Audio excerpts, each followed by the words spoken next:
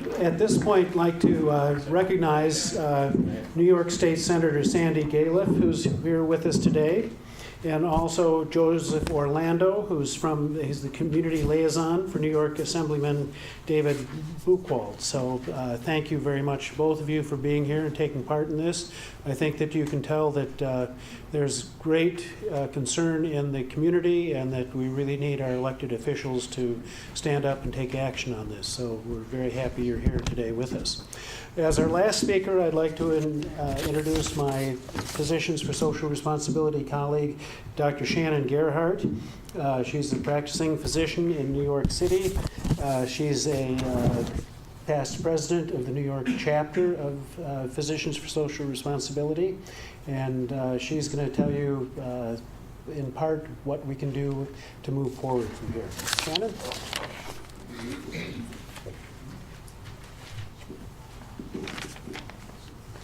Thank you, Alfred. And I would like to thank our previous speakers, including our experts and our frontline community activists for the concerns of the pipeline expansion.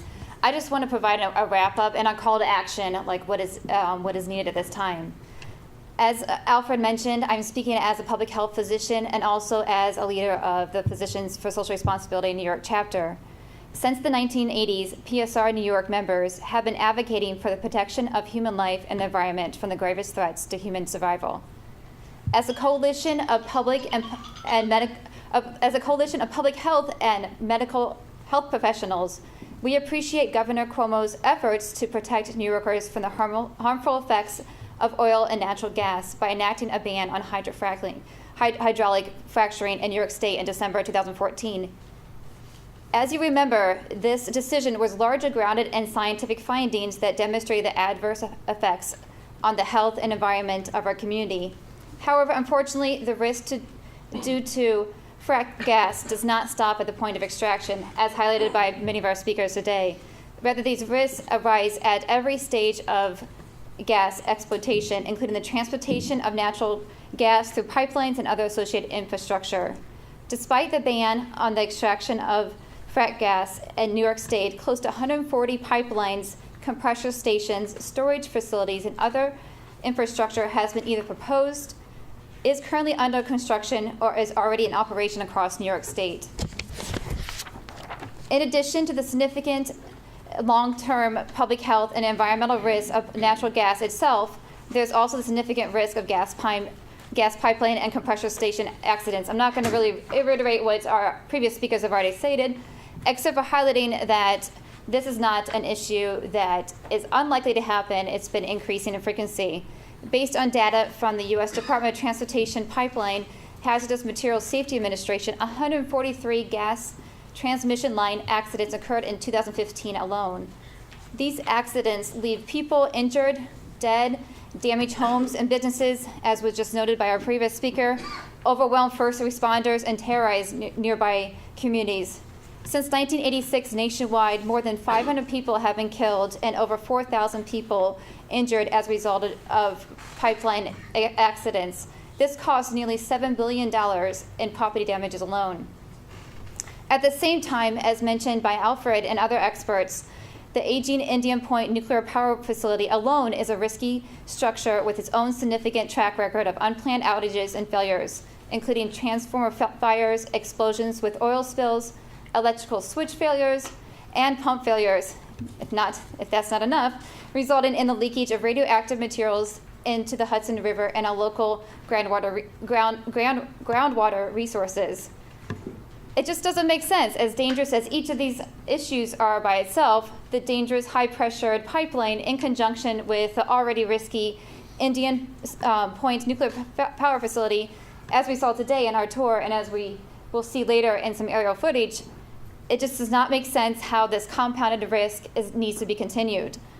It is estimated by safety experts that potential pipeline explosion, as mentioned by many of our experts, that might occur and actually is very likely to occur based on, as mentioned, Paul's data, could endanger the 20 million people living within the 50-mile radius surrounding the site.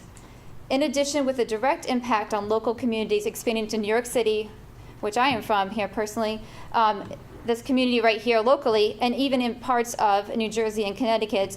In addition, as mentioned by other previous speakers, the drinking water sources of over 11 million people living in this region would be contaminated significantly by a pipeline explosion at Indian Point.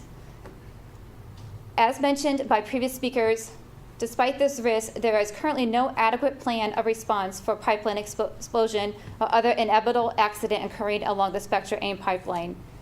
However, here in New York, we are not the only ones that are calling for a stop to the expansion of the Spectra AIM pipeline, which expands across New England, sending pipe gas not actually into New York State, but through New York State.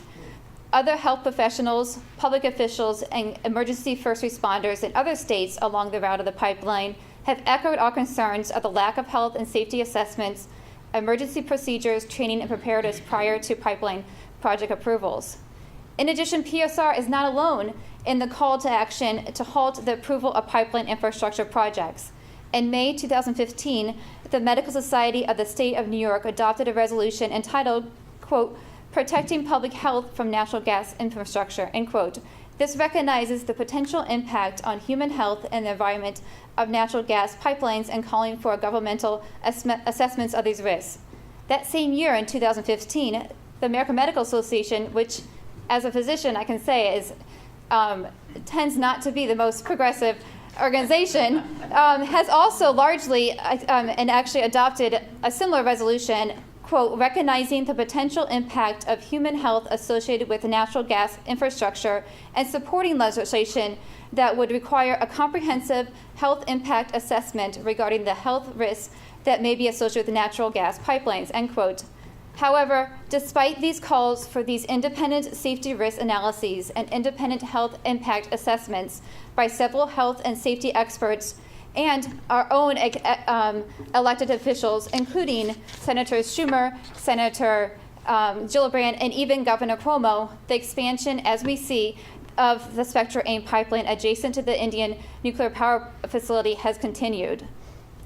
I want to speak personally as a New York-based public health physician, and on behalf of my family, those affected the community, and most principally on behalf of my patients, I call on Governor Cuomo, Senator Schumer, and Gillibrand, Congress members Lowry and Engel, and other elected officials to urge President Obama and the Federal Energy Regulatory Commission to halt the construction and upcoming operation of the Spectra AIM pipeline.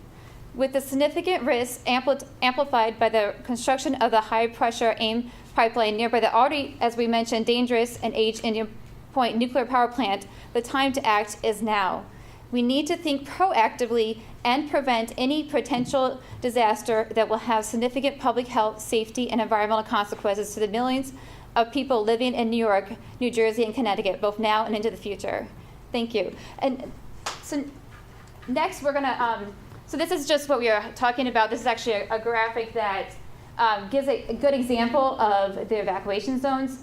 If you look at the 10 miles is actually what Indian Point currently has as their ideal evacuation planning zones. That's what they've been on record as what they think would be the key damage area. However, significant research has showed that at least 50 miles, which includes my hometown, even just all the way down in southern part of Brooklyn, I would be affected, if something happens by Indian Point. And this is just Indian Point by itself. Again, it's likely because of the amplified risk of the pipeline explosion, it could be even beyond the 50 miles. We also have great audio footage that we're going to show, aerial footage that we're going to show of further amplifying what we saw during the tour of how these key structures of the pipeline and also the nuclear power plant to co-line. And so, pass that along. Yeah, there's nothing magic about the 50 miles. There are some studies, depending on atmospheric conditions, take it out to 200 miles. Yeah.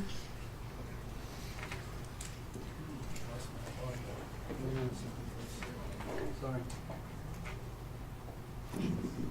As we're trying to get the audio, we also, up front, we have just pictures that were taken from this aerial footage you're welcome to see afterwards. Hopefully.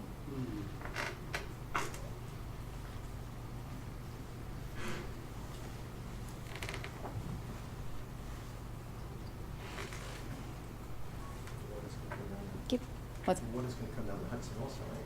We have PCBs that came from north of Albany, that came down to New York. yeah, I think what's scary as a New Yorker that lives is the Hudson River, and also the groundwater that's going to be affected, the drinking water that's going to be affected, is highlighted by our speakers. Should we, as you're working that, should we go ahead and open up to questions? I Do you want can to show the movie, but Okay. there's no sound for some reason. There's no sound. Not my department. Let's watch the movie anyway. I think just the footage itself. Can you narrate it for us? I can sing for you. It's just music.